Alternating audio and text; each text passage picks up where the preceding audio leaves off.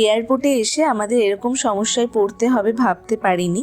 এয়ারপোর্টে ঢুকে তো গেছি, তাও কেন ভেতরে ঢুকতে পারছি না। দাঁড়াও সবটা বলবো তোমাদের। এখন ঘড়িতে বাজে ওই 12:30 মতন। আমরা আমাদের টাইম মতন ট্রেন থেকে নেমে ডিনার সেরে এয়ারপোর্টে পৌঁছে গেছি। এবার তোমাদের কারণটা বলি। আমার পিসির নামে একটু সমস্যা হয়েছে টিকিট কাটার সময়, মিসেসের জায়গায় মিস্টার হয়ে গেছে।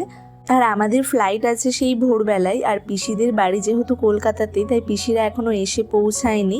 এবার ঢোকার সময় যদি কোনো সমস্যা করে, তাই আমরা ওয়েট করছিলাম। আর আমরা ভেতরে ঢুকেই চলে এসেছি আগে ফ্রেশ হতে। তবে শুধু ফ্রেশ হব না, একটু সাজুগুজুও করব, কারণ ডে 1 থেকে প্রচুর ভালো ভালো ছবিটা তো তুলতেই হবে না।